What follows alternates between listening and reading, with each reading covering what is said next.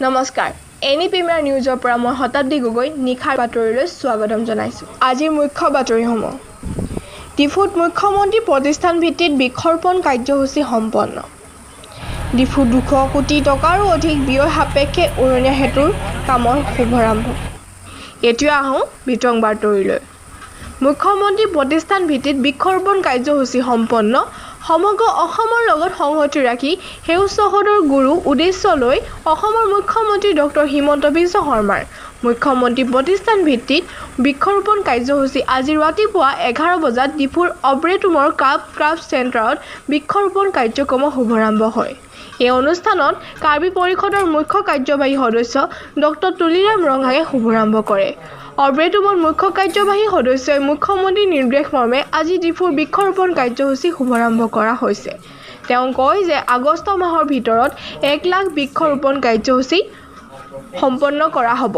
লগতে ধ্বংস হৈ যোৱা বনাঞ্চলত নতুনকৈ বৃক্ষৰোপণ কাৰ্যসূচী হাতত লোৱা হ'ব বুলি উল্লেখ কৰিছে। ইয়াৰ পিছত অব্ৰেটুমৰ চৌহদত সম্পন্ন কৰে। তেওঁৰ লগত লগ দিয়ে কাৰ্বি আংলঙৰ অধ্যক্ষ ৰাজু টিছু আৰু নৱনিৰ্বাচিত পৰিষদীয় সদস্য সকলোকে ধৰি এই কাৰ্যসূচীৰ নডাল অফিচাৰ আৰু জিলাৰ মুখ্য বন সংৰক্ষক বিপিন কুমাৰ বানচাল। কেম্পাছত বহে ডিপাৰ্টমেণ্টৰ অফিচাৰ্ছবিলাকে তাত কৰ্মচাৰীবিলাকে ৰেছপঞ্চিবিলিটি দিব।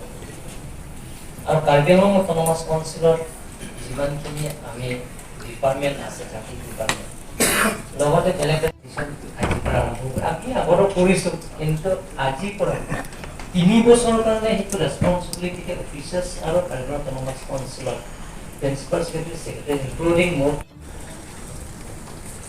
আৰু সেই গোটেইখিনি আমি টাৰ্গেট কৰি এই বছৰৰ ভিতৰত within this year we have to target 1 lakh plantation 1 lakh plantation 1 lakh of plantation কৰিবৰ কাৰণে আমি কাৰ্বি আংলং অট'নমাছ কাউন্সিলৰ পৰা এই বছৰৰ আমি সিদ্ধান্ত লৈছোঁ।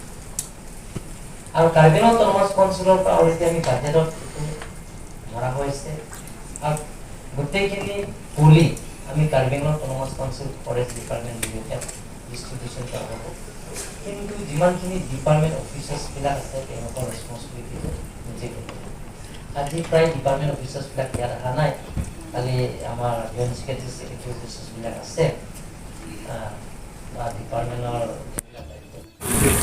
এইটোতো বাচিব নেকি? বাচিব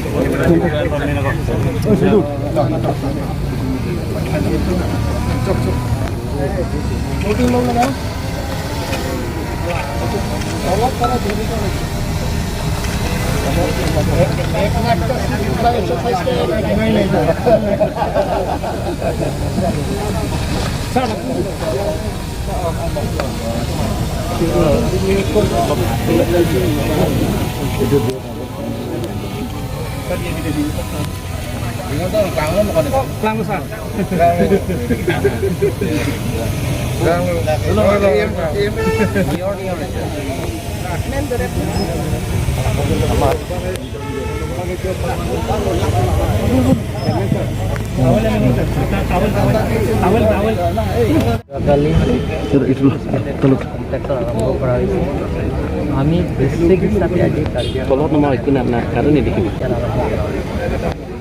চাৰণে দেখিব নহ'লে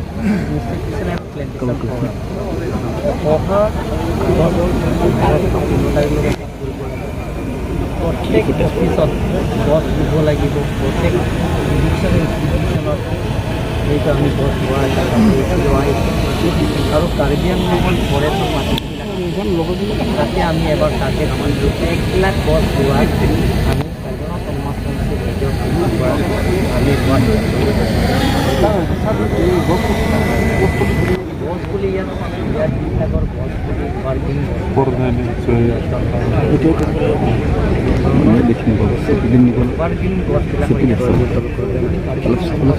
লগৰ ইমান তাৰ বাহিৰেও যিবিলাকৰ ডিপাৰ্টমেণ্টৰ কেম্পাছ আৰু এডুকেশ্যনেল কেম্পাছ কিন্তু 1 লাখটো এইটো আমাৰ ফৰেষ্টৰ মাটিবিলাকৰ লগতে লাগিলে সেইটো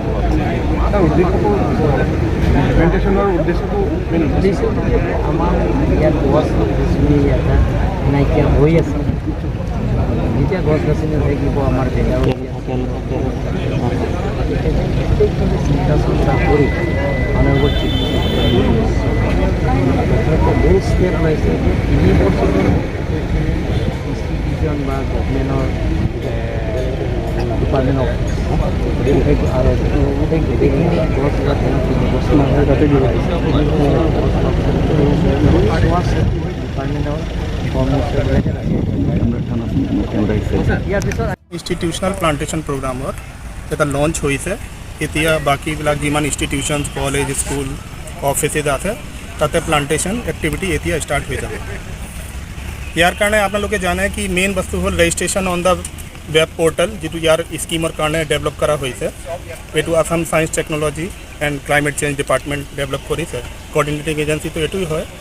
কিন্তু এজ এ ফৰেষ্ট ডিপাৰ্টমেণ্ট আমাৰ লোকৰ ৰেছপনচিবিলিটি আছে কি যিমান প্লান্টিং ষ্টক স্কুল কলেজেছ অফিচেছবিলাকৰ ইনষ্টিটিউশ্যনৰ দৰকাৰ হ'ব, এইটো মোৰ নাৰ্চাৰীৰ পৰা ইয়াতে আমি কমিটমেণ্ট দিয়া হৈছে কি যিমান পুলি দৰকাৰ হয় ইমান পুলি আৰু আমাৰ ডিপাৰ্টমেণ্টৰ পৰা পাই যাব।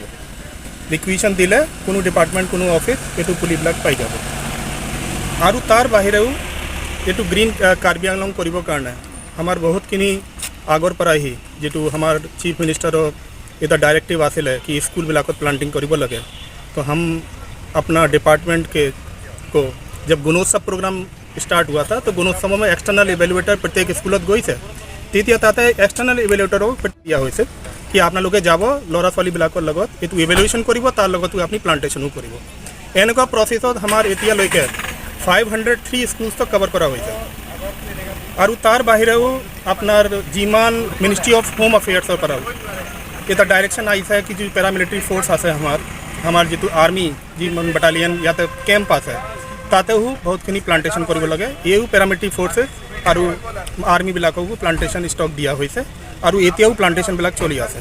তাৰ বাহিৰেও আমাৰ বহুতখিনি ৰিজাৰ্ভ ফৰেষ্টত যিটো আপোনালোকে জানে আগতে অকণমান ইলিগেল হৈছে, তাতে ডিফৰেষ্টেশ্যন হৈছে। তো এইটো ৰিকুপ কৰিবৰ কাৰণে ফৰেষ্ট কভাৰটো ঠিক হৈ যায়, তাৰ কাৰণেও নামবোৰ ৰিজাৰ্ভ ফৰেষ্ট, আপনাৰ দলদিলি ৰিজাৰ্ভ ফৰেস্ট, চাৰচিম, আমৰিং,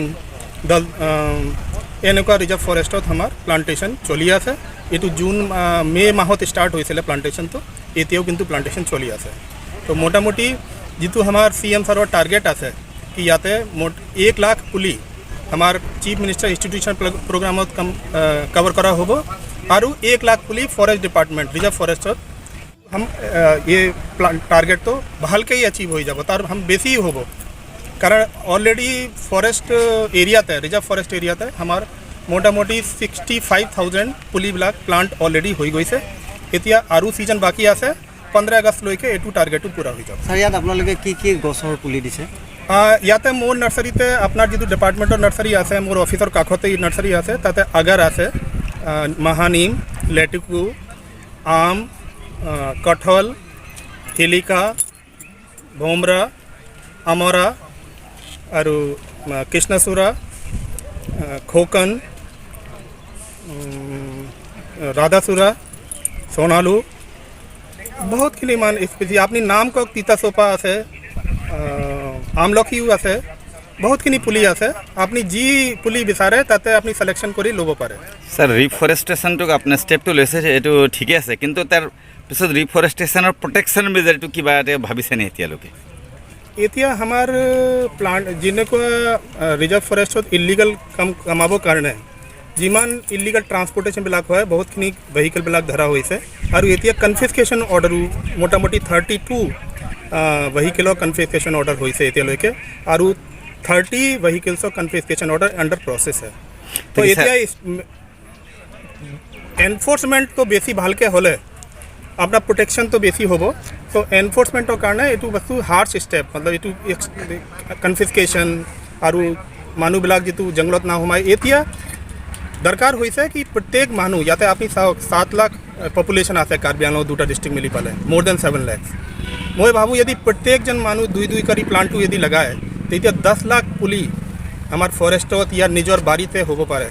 तो यू टार्गेट करी एटिया पिपल्स नार्सारी स्टेपो लिया लोआ হৈছে हम ডিচেণ্ট্ৰেলাইজ লেভেলত beet officer level range officer level তাতে আনহাতে ডিফুত 200 কোটি টকাৰো অধিক ব্যয় সাপেক্ষে উৰণীয়া সেতুৰ কামৰ শুভাৰম্ভ। প্ৰায় 200 কোটি টকাৰো অধিক ব্যয় সাপেক্ষে ডিফু চহৰৰ মাজমজিয়াত কাৰ্বি আংলঙৰ নিৰ্মাণ হ'বলগীয়া প্ৰথম 4 লেনযুক্ত উৰণীয়া সেতুৰ নিৰ্মাণ কাৰ্যৰ আজি শুভাৰম্ভ কৰা হয়। কাৰ্বি আংলঙৰ স্বায়ত্তশাসিত পৰিষদৰ মুখ্য কাৰ্যবাহী সদস্য তুলিৰাম ৰংহাঙে আজি প্ৰকল্পটোৰ নিৰ্মাণ কাৰ্য শুভাৰম্ভ কৰে। সংবাদ মাধ্যমৰ সৈতে হোৱা বাৰ্তালাপত মুখ্য কাৰ্যবাহীগৰাকীয়ে সমাগত লোকসভা নিৰ্বাচনৰ পূৰ্বে উৰণীয়া সেতুৰ নিৰ্মাণ কাৰ্য সম্পূৰ্ণ কৰি ৰাইজৰ বাবে মুকলি কৰি দিয়া হ'ব বুলি মন্তব্য কৰে। 1.02 কিলোমিটাৰ দৈৰ্ঘ্যৰ দলংখন নিৰ্মাণৰ ক্ষেত্ৰত নিৰ্মাণকাৰী পক্ষৰ সকলো ধৰণৰ সহযোগিতা আগবঢ়োৱাবৰ বাবে স্থানীয় লোকসকলৰ মুখ্য কাৰ্যবাহীগৰাকীয়ে আহ্বান জনায়। প্ৰসংগক্ৰমে উল্লেখযোগ্য যে যোৱা 15 এপ্ৰিল মাহত উৰণীয়া সেতু নিৰ্মাণৰ বাবে ভূমি পূজনত ভাগ লৈছিল অসমৰ মুখ্যমন্ত্ৰী ডক্টৰ হিমন্ত বিশ্ব শৰ্মাই। উল্লেখযোগ্য যে উৰণীয়া সেতুটোৰ নিৰ্মাণ কাৰ্যৰ দায়িত্ব লৈছে অনুভৱ নিৰ্মাণ প্ৰাইভেট কোম্পানী লিমিটেডে।